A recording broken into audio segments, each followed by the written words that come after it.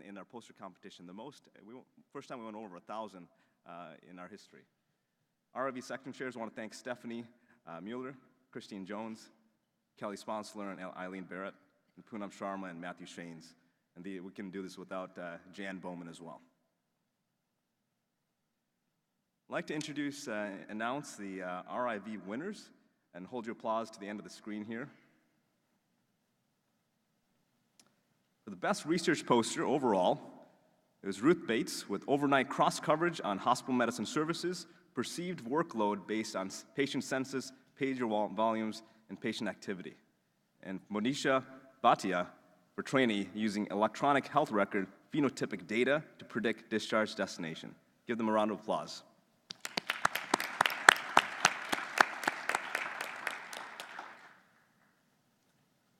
And for our innovations, Jitinder Gujral demonstrating value for the telehospitalist program in a tertiary care center. And Cameron Locke presented by Molly Cantor, ending endoscopic delay, a multidisciplinary approach to reduce inpatient endoscopic delays. Join me in congratulating them.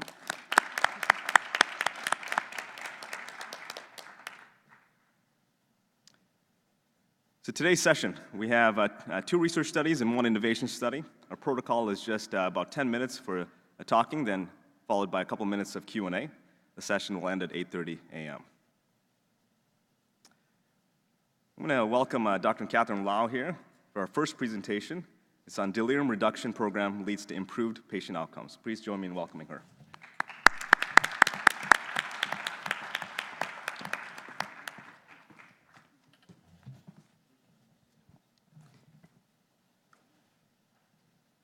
Thank you to the SHM-RIV committee for inviting me today to present this work on behalf of the UCSF Delirium Reduction team. Delirium is common and serious.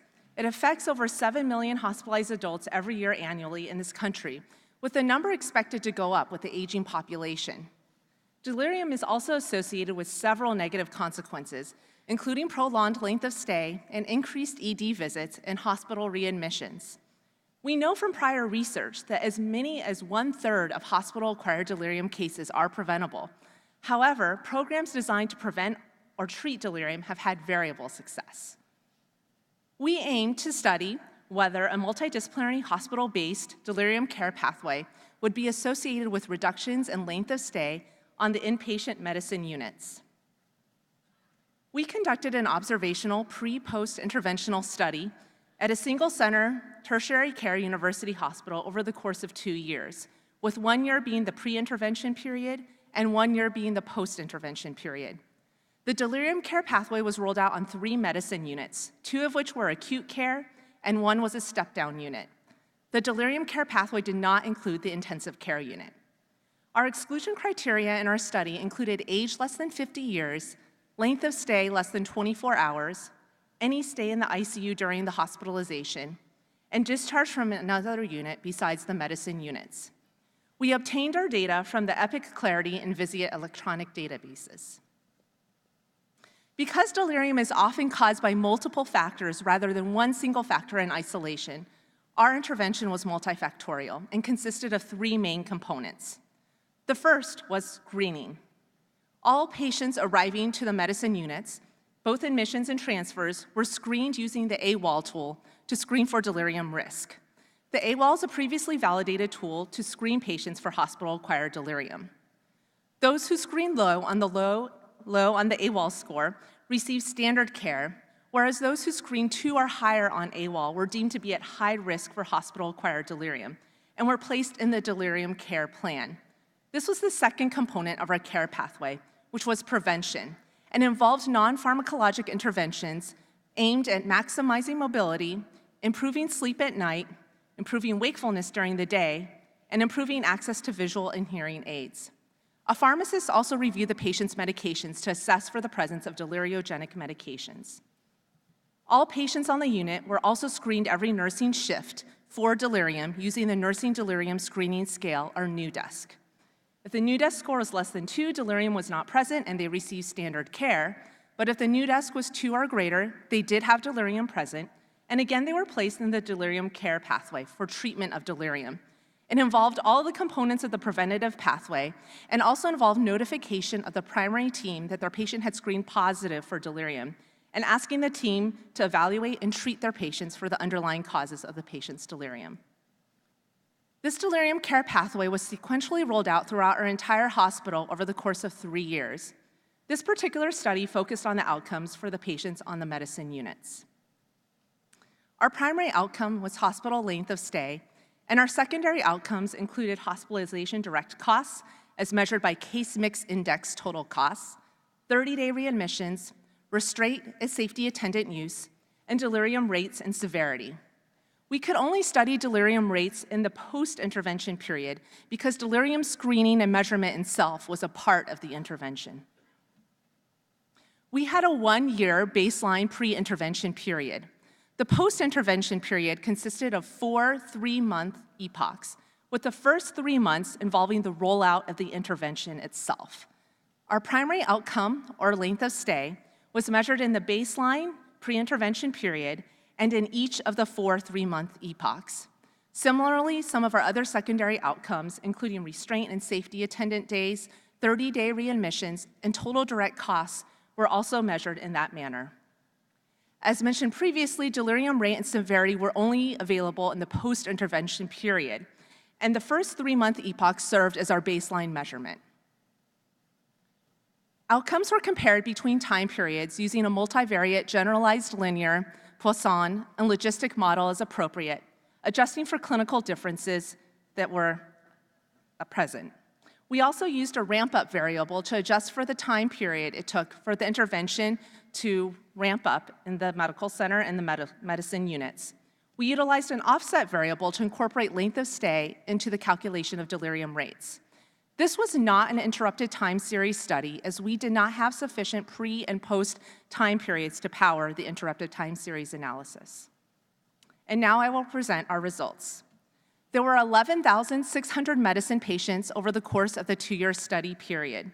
We excluded 4,928 patients as they were less than 50 years of age, stayed for less than a day, were discharged from a unit other than the medicine unit, or were in the ICU. This left 5,419 patients included in our study, 2,594 in the pre-intervention period, and 2,825 in the post-intervention period. Average age was 70 years, and other demographic variables, including severity of illness, did not change over time.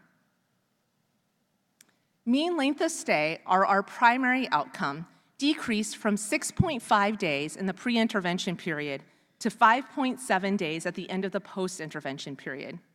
This was a mean length of stay decrease of 0.8 days for all patients on the medicine units. This result was statistically significant. If we looked specifically at the subset of patients who screened positive for delirium in the post-intervention period, the mean length of stay decrease was even more significant at 1.9 days. The case mix index total direct cost, or one of our secondary outcomes, decreased by an average of $850 per patient over the course of the pre- and post-intervention periods. This result was also statistically significant. Actual direct cost savings to our hospital system over the course of the post-intervention period totaled nearly $1 million. The 30-day readmission rate also similarly decreased from nearly 19% in the pre-intervention period down to nearly 16% in the post-intervention period. Again, this result was statistically significant. Restraint and sitter use did decrease between the pre- and post-intervention periods, with a trend towards improvement. However, this result was not statistically significant. Delirium days also similarly decreased in the post-intervention period from a peak of 178 delirium days per 1,000 patient days down to 129 delirium days per 1,000 patient days. Again, there was a trend towards improvement, but this was not statistically significant. Similarly, the delirium severity scores also had a trend towards improvement, but was not significant. There are several strengths to this study. The first of which is that this is one of the largest hospital-based delirium interventions studied, and is larger than the landmark Anyway paper published in the New England Journal of Medicine in 1999 that included 852 patients. Our patient populations were also similar over time in the pre- and post-intervention period, including severity of illness, therefore minimizing confounders. We were able to track adherence to our intervention, and this allowed us to determine when the intervention adequately took effect. This allowed us to avoid biasing towards the null hypothesis and highlighted the feasibility of our protocol. We also had extremely broad institutional support from our health system leaders, the medicine units, and the internal medicine residency program. There are a few limitations, the first of which is that delirium assessment itself was a part of the intervention, and as a result, we were unable to measure delirium rate changes from the pre- and post-intervention time periods. Secondly, this was a large, pragmatic quality improvement initiative, and patients were not randomized to the intervention itself. Because we lacked a control group, we cannot definitively exclude other factors contributing to our improved outcomes. In conclusion, the implementation of a comprehensive, multidisciplinary delirium care pathway was associated with significant reductions in length of stay, hospitalization direct costs, and 30-day readmissions. There were also improvements in restraint and sitter use, as well as delirium rate and severity. The implementation of this multidisciplinary delirium care pathway resulted in big benefits for both our hospitalized patients and the hospital system itself. I'd like to acknowledge my wonderful co-authors, as well as all of the faculty and staff in the UCSF Division of Hospital Medicine. I'd also like to acknowledge my fabulous colleagues in our medicine unit-based leadership team, for whom this work would not be possible, as well as the UCSF internal medicine program leaders who supported this work and made delirium reduction their QI goal for the year. Lastly, I'd like to thank the UCSF health leaders who provided extremely strong executive leadership and support. I now invite your questions.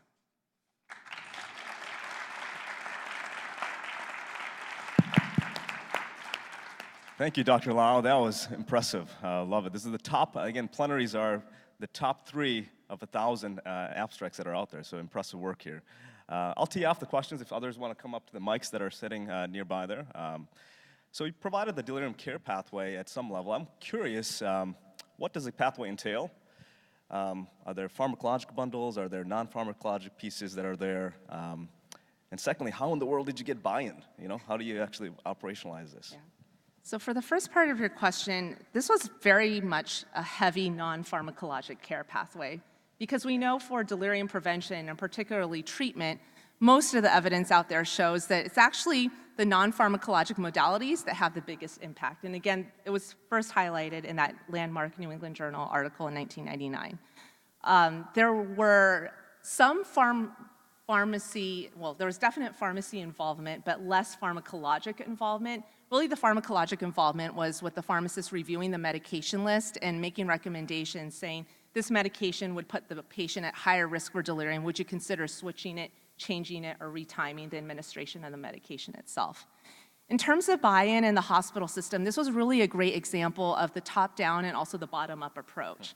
So this was a nice serendipitous time where the health system leaders were looking for value improvement initiatives that could significantly improve both the quality of care in the hospital and decrease costs. While there were there was a lot of momentum on the behalf of a lot of the frontline leaders to actually change our health system to make it more what we call inpatient age-friendly. And so this delirium reduction pathway was part of that age-friendly inpatient program. And the health system leaders, when they heard about it, said, this is what we need to do. And our chief nursing officer, our chief medical officer, chief quality officer got really behind it. And their support was key to really get all the interdisciplinary players involved and push forward the work. Fantastic. We'll take 1 or 2 more questions if people want to use the mic in front here. I have a question over here. Go ahead. Hi. Thank you very much. That was very interesting, Vinny Aurora, University of Chicago. I was really interested in the multi-component protocol adherence because you mentioned adherence rates did vary, and I know in the INUA studies they varied widely, and actually adherence to the sleep part was only 10%, which is always, I found interesting that they got their effect. And so I was curious, are you able to parse out what exactly of the package was most significant, Right. or do you plan to? In this particular study period itself, I honestly feel the part that was the most significant and the most highly reliable in terms of it being accomplished and carried out was the screening for delirium itself. And just that recognition that either your patient was at risk for delirium or actually had delirium really raised awareness of delirium across the hospital, from the nurses, the patient care assistants, to the residents and the attending physicians. So that was really key. We're still definitely working, and we have other initiatives to improve mobility in our hospitalized patients. Some of my colleagues who lead that are sitting in the audience right now. We still have initiatives going on to improve sleep, and our sleep compliance right now, it ranges. So, right now for patients who are on our acute care floor, sleep promotion vitals is about at 50 to 60%. And then in terms of whether or not they're actually sleeping during that entire time, we're studying right now through wrist actigraphy monitors. So there's still work to be done on that, but definitely during the period of the study itself, I personally feel that the part that really contributed to a lot of these findings was the fact that we were doing the screening and really getting the word out. Thank you. Any more questions? All right, just join me in giving a round of applause for Dr. Lau. Our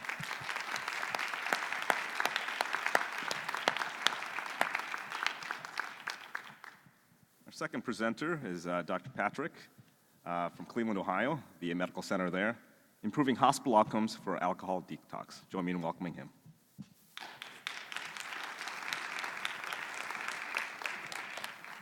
Morning, I'm Rob Patrick from the Cleveland VA. It's always tough going after an actual smart person. But you guys can see they sandwiched me between two smart people to soften the blow a little bit. All right, so I'm Rob Patrick. I'm from the Cleveland VA. Here's my partners in this project, Dr. Laura Brown, who's out here, our pharmacist, Allison Daly, and our two programmers, Randy Stallnecker and Shawana Vance. I'm going to talk to you today about improving alcohol detox outcomes in your hospital. We're going to talk about the outcomes first in my shameless plugging effort to get you to try this at your hospital. So I'm going to prove to you that it works first. I'm going to tell you how we did it, and most importantly, how you can take it home and do it at your hospital. So this is a control chart. For anybody who's not familiar with these, it's a statistical method that was developed in industry. All you have to know is the white boxes and the red boxes are what's called special cause, which you can think of as statistical significance. So we had a baseline, a steady baseline. We implemented in February of 2018, and you see an immediate drop in number of admissions. It took about 6 months to get to another steady baseline, and for the last 6 months, we've been at a new steady baseline that's statistically different from what we were doing before. Same thing happened with readmissions, because the best way not to readmit a patient is not to admit him in the first place. And the same thing happened with length of stay. So if you look at all of our hospital outcomes, here they are. Before we started this project, we didn't do any outpatient detox at all. We're doing about 7 a month now. Hospital admissions were at 24, down to 11. 30-day readmissions are down below 1. Mean length of stay is down by half a day. Hospital days are down by almost 60%. And this was one of our biggest admitting diagnoses. So this represents a lot of patients and a lot of hospital days.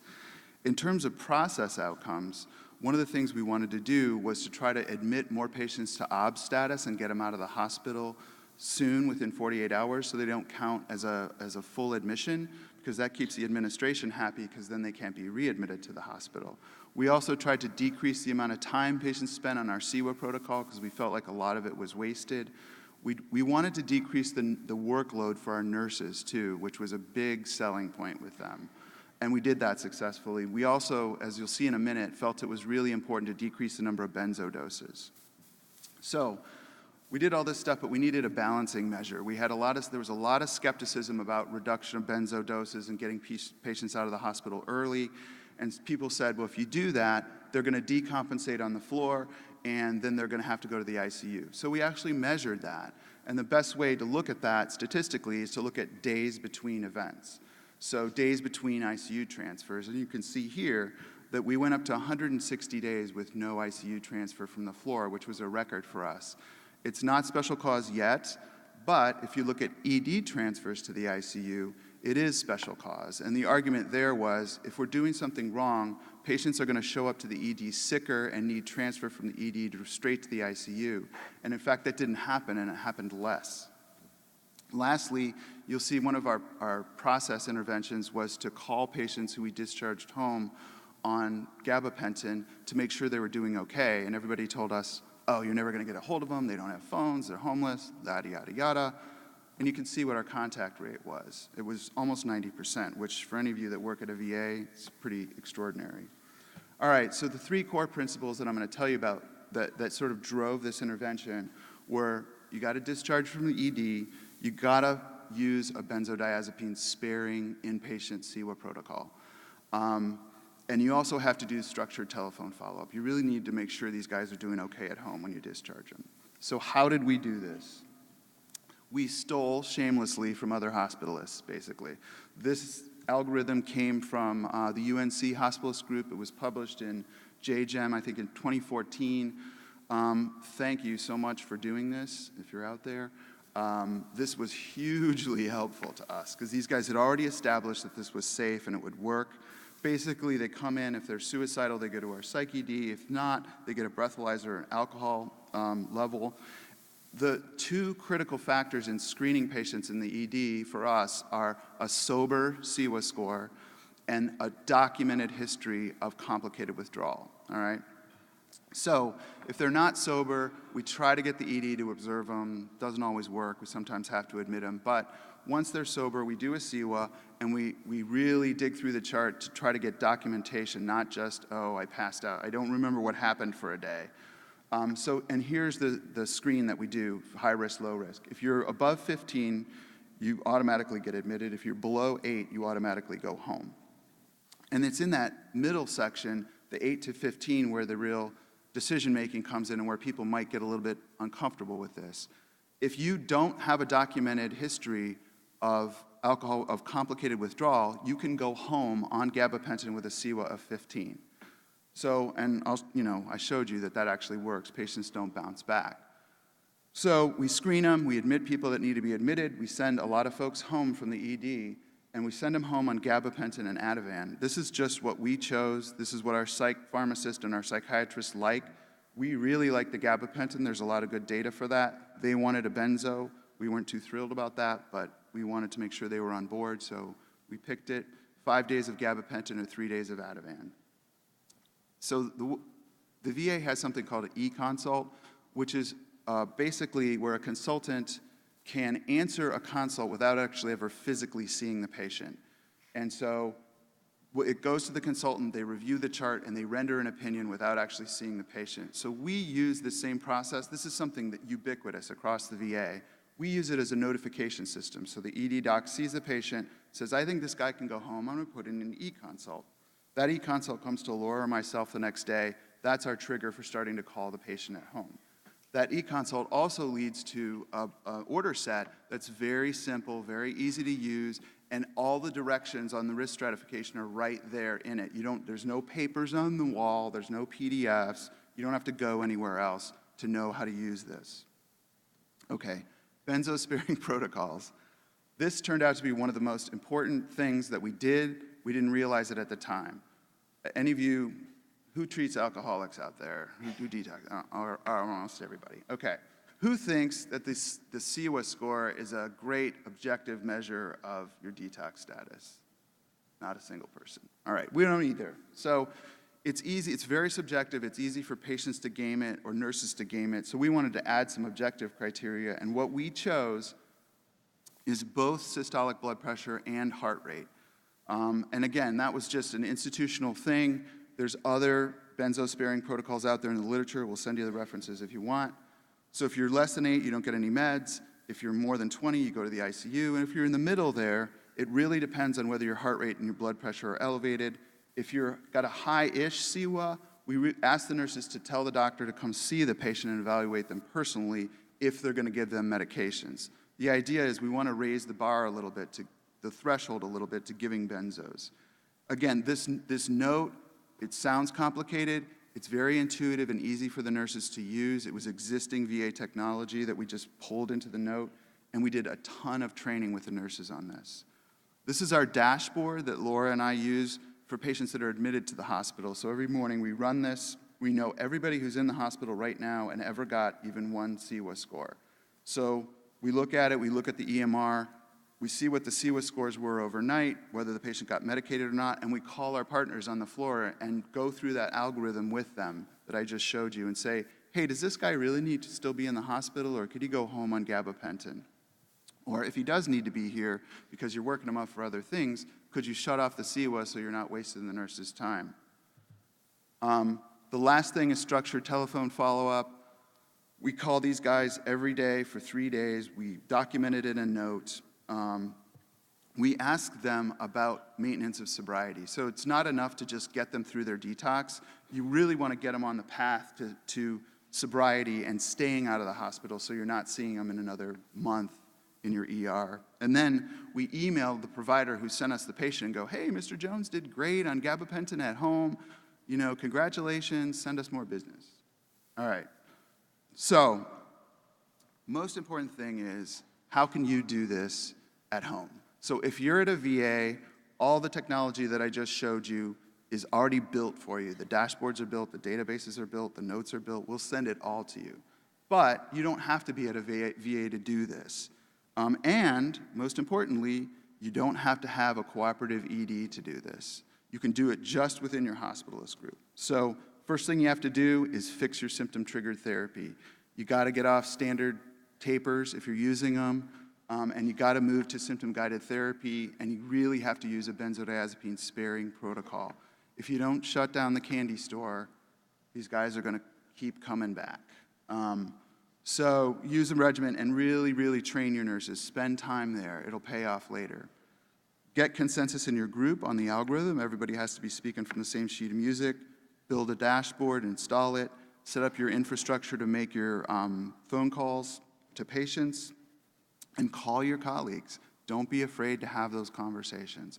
It's tough at first because not everybody's on board. But once my partners saw how this worked, I don't have to call them anymore. It's already done by the time I call them. And again, you do not need the ED to cooperate to do this. You can make a lot of improvement without them. Here's our references and Go VA. There's my email. Please email me. Be happy to run through this with you in detail and help you.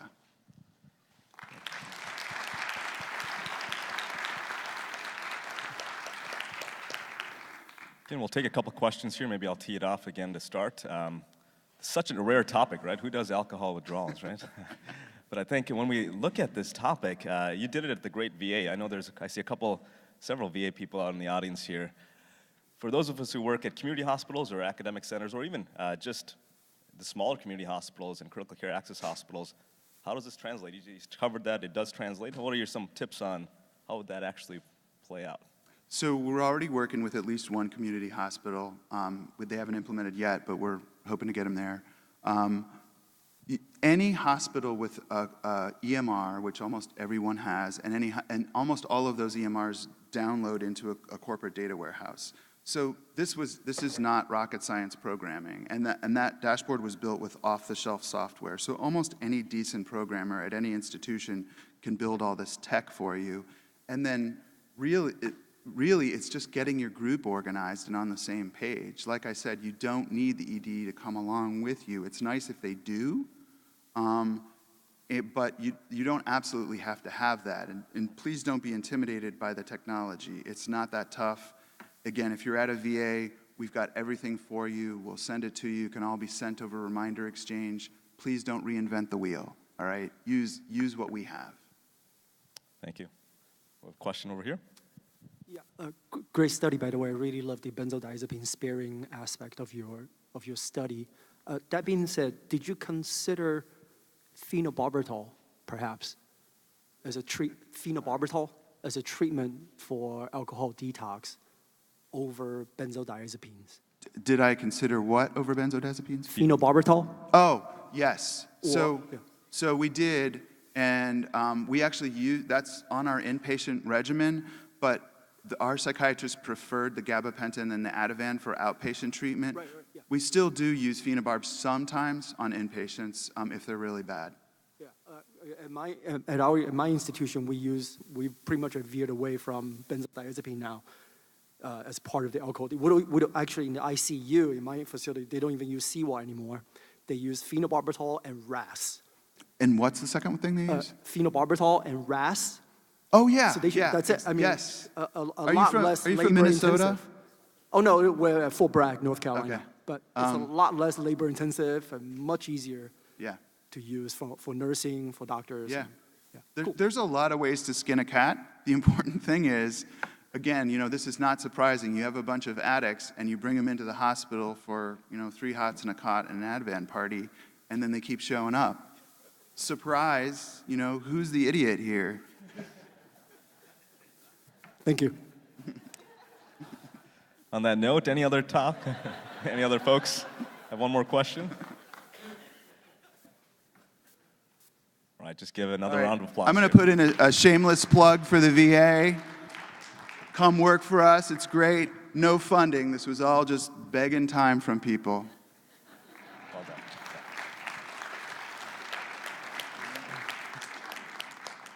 Who said there's no comedy up here as well, right?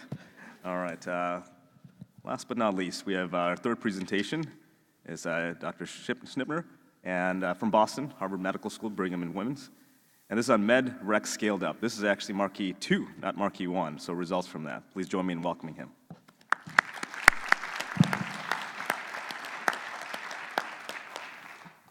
Good morning, everybody. Thank you all for being here, and I want to thank the RIV committee as well. I would like to also thank all of my co-authors on this work. It's my pleasure to talk with you today about Marquee 2, yes, the adventure continues, and some of our final results. Where are my conflicts of interest?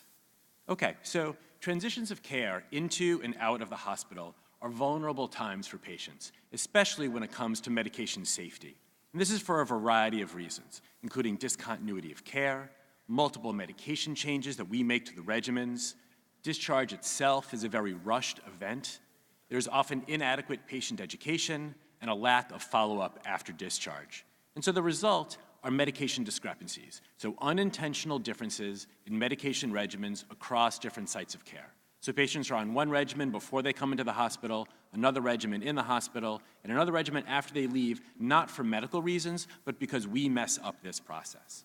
And so the purported solution to this is medication reconciliation, or MedRec, which is a process of identifying the most accurate list of all medications a patient is taking and using this list to provide correct medications for patients anywhere within the health system. And I like this particular definition, which is from the IHI, because the focus is not on the regulatory requirement or checking a box or making a list. It's making sure the patient is on the right medications throughout the continuum of care. So this process involves several parts, and this is from work done by Jeff Greenwald and his colleagues as part of an SHM-led multi-stakeholder conference. So the first step is verification, right? So this is developing an accurate list of each patient's medications. Then there's clarification. So it's validating the medication, the dose, and the frequency at the time of writing orders.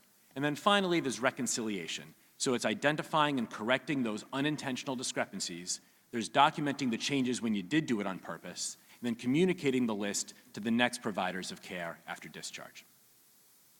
So this is really hard to do, and the results for patient safety have been spotty at best. And so in response, we did the first multi-center medication reconciliation quality improvement study, or Marquee 1. This was done with 5 sites around the country. One of those sites did not implement any interventions. Of the other 4, 3 of them did have improvements in their total discrepancy rates. And overall, there was an 8% reduction in discrepancies per month over baseline trends compared with control units. What happened to that 4th hospital? Well, they implemented a new electronic health record, and surprise, they saw the rate of their discrepancies markedly go up. And the same is true for that 5th site that didn't implement any interventions. They also adopted a new EHR and saw their rate of discrepancies go up. So in general, Marquee 1 worked to a degree. I would say the results were good but inconsistent. In the process of doing this study, we made the intervention better. We refined the toolkit, and we learned a lot of lessons about implementation. So then we were ready, and we received funding from AHRQ for a second round of mentored implementation at 18 sites. So the specific aims of Marquee 2 were first, to implement the refined Marquee evidence-based MedRec toolkit at 18 diverse hospitals using a mentored quality improvement implementation model. Second, to rigorously evaluate the effects of the Marquee program on unintentional medication discrepancies. And third, to inform future spread of MedRec interventions by performing an evaluation of program evaluation using the RE-AIM framework. So this is the implementation science piece, or the study of the study. Today, we're going to talk about AIM-2, the main quantitative results of the study. So here's the front page if you go to the SHM website and look up MedRec or Marquee, and this takes you to all of the components of the toolkit. They are all free and available to use. So what's in the toolkit? So it's a compilation of best practices around MedRec with resources to support deployment of intervention components. So it's got an updated Marquee implementation manual. It's got pocket cards on how to do a best possible medication history, or BPMH. It has a video on how to do a BPMH. It's got simulated cases to certify competency of your staff in taking a BPMH. It has a discharge counseling video, and it has a return on investment calculator, so you can convince your C-suite to invest resources in this work, because it will definitely pay back 4 or 5-fold. So here's where our 18 sites were. As you can see, there's 3 different colors because we had 3 different waves of 6 hospitals each. They were offset by 6 months, and this gave our mentors time to work with 1 or 2 sites at a time and really get them up and running before moving on to the next sites. It also gave some flexibility to the hospitals when they wanted to get started in this work. So these 18 sites were selected by way of a formal application and review process from 72 sites that applied. The revised toolkit offered 17 intervention components, which I'll go through in a few minutes. 1 out of 8 hospitalists trained in QI methodology coached each of the sites by way of the mentored implementation model, which has now been very well established by SHM. This included monthly phone calls with each site's MedRec QI team leaders, 1 to 2 site visits over the 18-month implementation period. And then each site's QI team locally assessed their practices, identified improvement opportunities, and implemented 1 or more of the toolkit components on medical surgical units. The primary outcome were unintentional medication discrepancies in admission and discharge orders. And this is what we've been doing for a number of studies over the years. And it starts with a gold standard medication history, and that's compared to the orders. In order to determine the shape of the curve of medication discrepancies over time, we did 2 things. So first, we looked at statistical process control charts, which you just heard about in the last presentation, as well as restricted cubic splines to get a really good shape of the sense of the curve. And then our formal analysis was an interrupted time series. So we looked at the effects of the intervention over time, adjusted for pre-implementation temporal trends. And we looked at the number of discrepancies per patient as our primary outcome using multivariable Poisson regression adjusted for patient covariates. The total number of gold standard meds was a model offset to sort of obligatory covariate, and we clustered by site. To understand the mechanisms by which our intervention improved discrepancy rates over time, we wanted to separate out the effects of system-wide interventions, so things like getting better access to pre-admission medication sources or clearly delineating roles and responsibilities, from the patient-level intervention. So did this particular patient get a BPMH in the emergency department before they were admitted, for example? And so we did a number of analyses, which I'll get to when we go through the results. So here's the patient cohort. We had about 5,000 patients across our 18 sites. You can see the post-intervention period was a little longer than the pre-intervention period. Anytime you have 5,000 patients, you're going to be probably overpowered to show differences in patient characteristics, but I would just point out a couple of things. In the post-intervention period, there were a few more patients on medicine services, and also there were fewer patients who had a high baseline understanding of their medications. So here's the statistical process control chart. As you can see, over the 18 months of the implementation period, the total number of medication discrepancies per patient dropped from about 3 per patient to about 1 per patient. And you can see that starting by about month 10, we're outside the SPC limits, right? So we're talking about special cause variation here. So definitely we're at a new standard of care by the end of the study.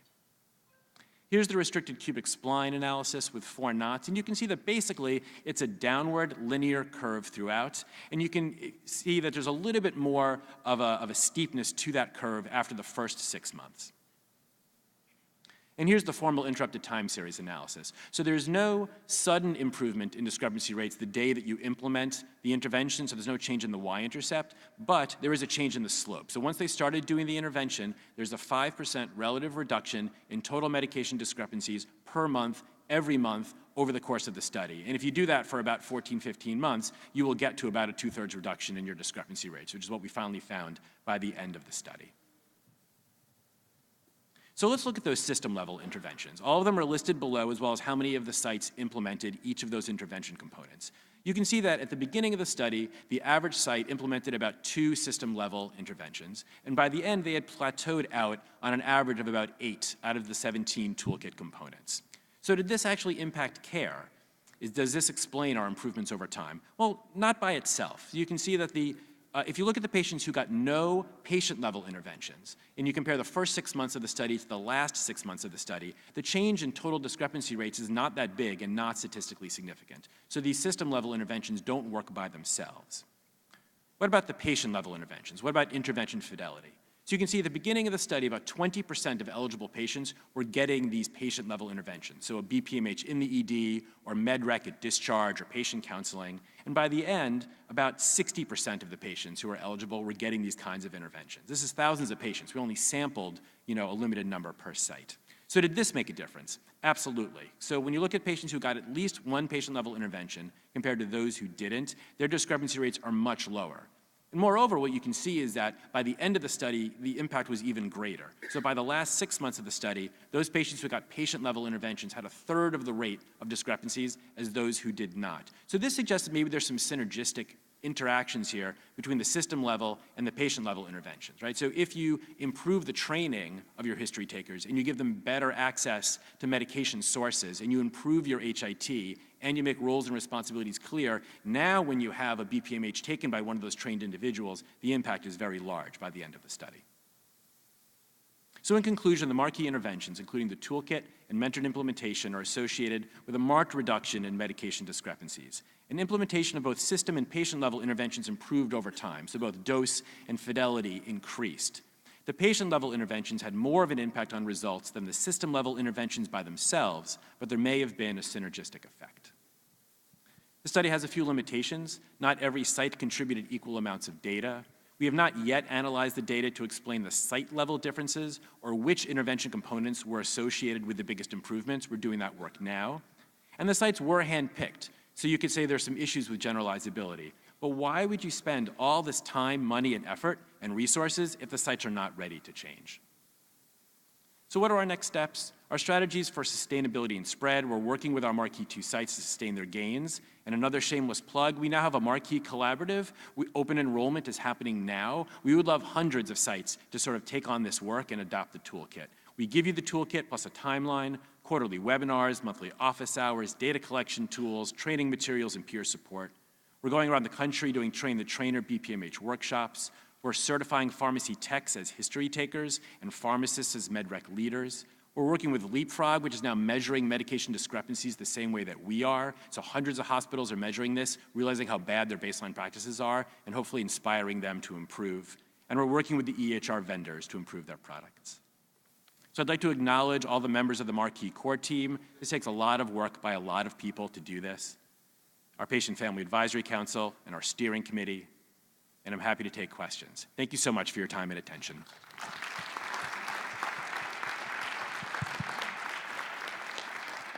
Thank you for that excellent talk. Fantastic. I have just, again, questions can come up to the mic here. Taking this off, I wanted to just think of this. You did a lot of work on discrepancies, right? And so just trying to think through, I'm a diagnostic error kind of a novice here, trying to learn into that space. And so as I think about that, does that actually affect the patient's level outcome, patient's level understanding of the diagnostic process? Does it help their adherence?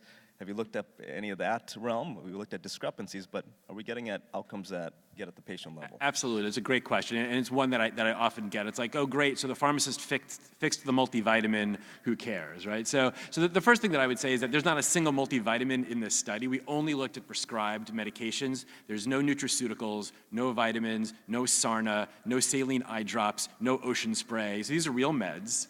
We also know from our prior work that the number of discrepancies is closely correlated with the number of discrepancies with potential for patient harm. What we're hoping to pull out of this data, which we have not been able to pull out of the only 5-site data, is that the patients who got interventions actually have lower lengths of stay and readmission rates than those who don't. So that data is coming. Hopefully it'll be positive, and then maybe that'll be the thing that explains, that motivates the C-suite to make the change. But, these 5,000 patients were on, 30,000 prescription medications, and you're going down from 3 errors per 1 error per patient, a 300 error rate to a 100% error rate. Like, you gotta wonder, there's probably some clinical impact there. But yeah, we need to do a better job, I think, of proving it, and I think we will this time around. Fantastic, yeah. Others with any questions?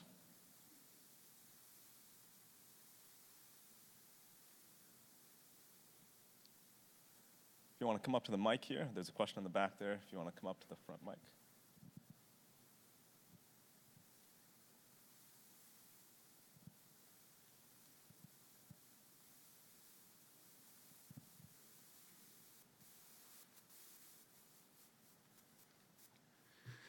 Have you looked at the OBS phenomenon and the given the transition risk coming in and then being discharged in such a short period of time? Have you looked at the that issue with respect to discrepancies? That's a great question. So have we looked at the OBS unit, so these patients who are coming in for a very short period of time and leaving? No, we haven't. These are all admitted patients. Most of our hospitals, what they're doing is they're prioritizing the patients being admitted and doing a BPMH on them, but then if they get to all of them, then they will usually go down to the patients who are still in the ED and maybe admitted to OBS or maybe discharged from the ED, because there's no question that we can certainly mess up their meds plenty from even a short stay. And you're right, we do need to focus on those patients as well. I give them second priority, but it is a big issue, so thank you for bringing it up. Terrific work, Jeff. Congratulations. Couple of questions. The first is, this gets back to the recruitment of hospitals. Can you sort of share with us a little bit about the process for assessing readiness to implement and what you've learned about both, how to know when a hospital is really ready to implement and what we can do at our own hospitals to perhaps move that needle, move that process along. And then secondly, I think there was a time when we all thought the EMR vendors were going to solve mid-rec for us. Yeah. So can you also reflect, you've been doing this for so long, about the degree to which this is an IT problem or a larger problem, and how those two kind of relate to one another? I'm glad you gave me such easy questions. Yes, getting to the first question, here are the criteria from the applications that you can see, and this could all be boiled down to, sites are ready, willing, and able to do this work, put resources behind it, and measure outcomes. And what we found from Marquee 1 especially is that it really was high-level buy-in from hospital leadership that made this work possible. When they were behind the effort, everything worked, or most things worked. And when they weren't, nothing worked. And so I would say it's really got to be hospital leadership, and they have to believe that this stuff actually improves care and reduces costs, which is why we spent so much time on these return on investment calculations, showing how it reduces inpatient adverse drug events, eventually reduces readmissions to the hospital. Once they believe that stuff and they put their money behind it, it definitely helps. Using pharmacy techs instead of pharmacists in the ED really helps a lot. They're a lot cheaper. And they're very good at doing this work, and we've got evidence for that. So I think those were sort of some of the keys to that piece. As for the EHRs, yeah, so most vendor EHRs, their MedRec modules are terrible, and I could talk in depth about why that is. I think they're improving. I think we need to publicly shame them into improving their products. And there's never going to be an IT fix entirely. I think you're always going to need a trained person to make sense of the chaos.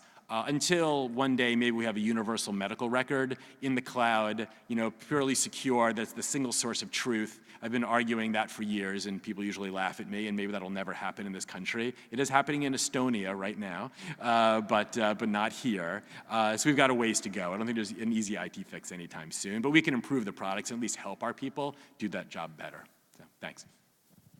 We'll wrap up there. Thank you very much.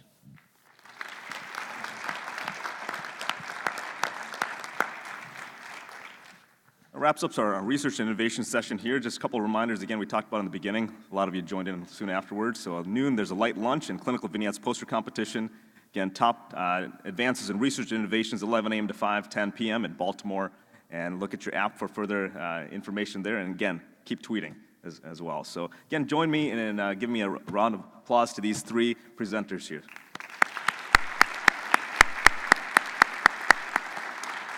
Thanks, everyone.